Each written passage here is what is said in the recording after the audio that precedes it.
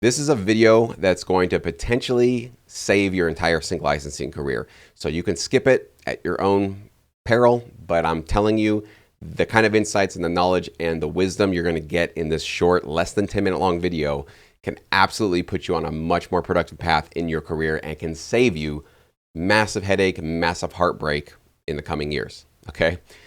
Just last week, we wrapped up our 5-day bootcamp session. It was a really great challenge. Many of you guys here on the channel joined me. I really appreciate you guys hopping on for that one. And as a result, we actually had 70 new producers join us on the Pro Feedback platform, which blew me away. That's the most number of new producers we've ever had on the platform in one day. So we were a bit overwhelmed. We had a lot of new requests, and I just wrapped up this last Saturday our first live review session. In fact, we had so many tracks submitted that I had to break it up into 2 sessions because it was just too much for one day. So I'm very grateful and very honored that many of you guys have trusted me and are professionals with your music to give you guys some helpful and professional advice. But this is what I want to share with the rest of you guys that might not be on the platform and you're not seeing exactly what's happening. After reviewing these tracks from many new members, many brand new to sync licensing, and obviously taking their careers very seriously enough to know that they probably should get some professional feedback on their music. About 50%, about half of all the new submissions that I reviewed personally just the other day essentially had some major issues in terms of music that would probably not get landed and probably not placed in any or very many TV shows. If there were any placements for some of the tracks I was reviewing, it would be every so often, very occasionally, very rarely. So the sort of guidance that I give to the members on the platform is like, listen, if I hear your music and I think you're going on a very productive and licensable path, I'm going to dive into the weeds with you and let you know, all right, change this out, maybe adjust this transition, maybe trim the fat a little bit here or there. We'll get into the weeds to make sure that your track is much more licensable and even more, undeniable for a library partner. However, for about 50% of the submissions, there was a direction choice from the producer, which, granted, it might have just come out of ignorance of not being aware of how this works. And that's why those of you that joined Pro Feedback now are more aware. But just going the direction that a lot of these producers were deciding to take were just right off the bat probably not going to land in a great place. So rather than getting into the weeds on figuring out how to improve these tracks, I always try to zoom back out and say, let's go right back out to our 10,000 foot view and let's reorient ourselves to this industry to decide, is this really the best path that we could possibly go on? And if not, what can we do to adjust our tracks to make them more licensable? What genres can we maybe infuse, or what sort of slight course correction change, tiny little course correction change can we make to make sure that you're not wasting your time just cranking out a whole bunch of music? It might be great, beautiful music that I love listening to, but you don't want it to just be collecting digital dust in some library. You want to make sure that your tracks fly off the shelf. So in this video, I'm going to share with you what those issues were. So hopefully you don't, make those mistakes. But at the end of this, really what this is going to come down to is, if you really don't know what you're doing, getting professional feedback is really it's the solution to your problem. It is the only way. You don't have to join us on Pro Feedback if you don't want to, you can't afford it. I totally understand that, respect that. But whatever you can do to get somebody on the inside of this industry to give you feedback, whether it's a library owner, a composer, somebody like that. I did a lot of free reviews last week for our challenge, and don't worry, I'll have another bootcamp coming up in early 2025 with more free reviews. So if you're looking for maybe some free reviews, stay tuned. I'll definitely have some more opportunities to do that.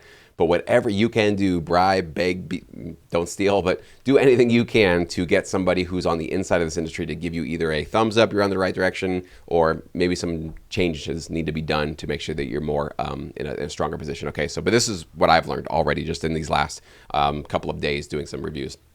Basically, there were 2 main issues. The style of music that was being pitched and submitted for my review probably just wouldn't get placed often, if at all. And secondly, the focus qualities, let's say, of the music, of the different sort of styles of music that were being pitched wasn't working either. So let me just dive into each one of those so you know what's not working, and hopefully you won't do those either, okay? So for the styles that didn't work, number one, it's a very common thing that a lot of producers, big mistake they make, is they try to create score music. So basically music that could sound like it belongs on the soundtrack of a major motion picture film. Even though we're working in the production music library world and we're creating a lot of music that is meant for the background, providing score music, which is like traditional orchestral music that is meant to be, cinematic and for like a film, is generally not handled by people like us. We are not the people that are going to supply that kind of music. Usually that's going to be a film composer hired by the director of a film. So we primarily serve the TV marketplace. So a lot of background, instrumental, and vocal music for sure gets placed. but the sort of classical orchestral score style of music is really not that licensable. It doesn't get placed that much. You would be better off by going in more of a tension direction, maybe a minimal direction, or if you want to hype things up and go into a trailer direction, or maybe if you add some rock guitars on top of it, maybe some hip hop drums, kind of create a hybrid. So there's different places you can go with orchestral music, but traditional orchestral score music, sorry, just doesn't work. And we had a few of those submissions, so I want to let you guys know here on the channel that if you have been doing that, probably not going to see a lot of great results with production music libraries. Just the fact of it, okay? Some experimental cues were sent my way, some interesting ideas, just kind of experimenting with like blending genres that were like new. I hadn't heard it before. I also heard some laid back, kind of ethereal stuff, kind of slower music, a lot of pads, a lot of long drawn out notes, and almost it just kind of like moody, meditative music. I'm sorry, not a lot of place for that. I've gotten that question many times here on the channel and in my email inbox. Upbeat, mid-tempo, energetic, could be tension, could be celebration, could be combat, could be falling in love, could be excitement, joy. All these different elements can definitely be added. But if you want to really have the most licensable music and the type of tracks that really are going to fly off the shelf, stay away from the dreamy, slow, somber, kind of moody stuff. You're just not going to find a lot of success with that. Yes, every so often, once in a blue moon, somebody will use that kind of music. I'm trying to steer you guys in the path of not being a producer that gets a placement once every so often. You need to get placements every month, every quarter to consistently bring up your royalty levels so you can potentially do this full time. And I know many of you guys are trying to do that, okay? Now, let's go into focus issues. So a couple of issues that popped up as I was reviewing some tracks. One, there was some tracks that were submitted to me where the genres being included were vague. So one in particular, it had sort of like trap hip hop drums mixed with some kind of EDM sounding drums, some kind of spacey guitar, and then there were some other elements where it was like, is this a pop cue? Is this a hip hop cue? Is this EDM? I don't really know.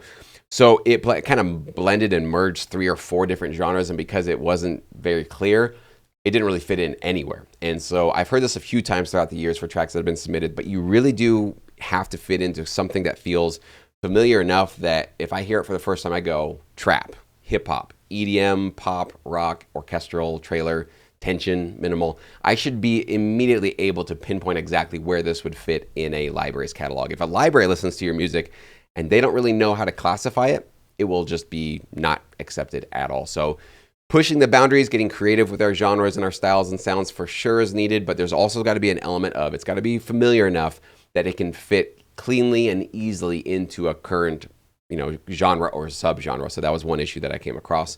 Another one was the emotional tone of the track being submitted was kind of vague, right? I almost had a feeling of, okay, this is supposed to be like a crime-solving cue, but you have these kind of steel drums that make it feel kind of relaxed and like we're on a beach. So are we solving a crime or are we relaxing on a beach? So there was like a conflicting, kind of an emotional focus there.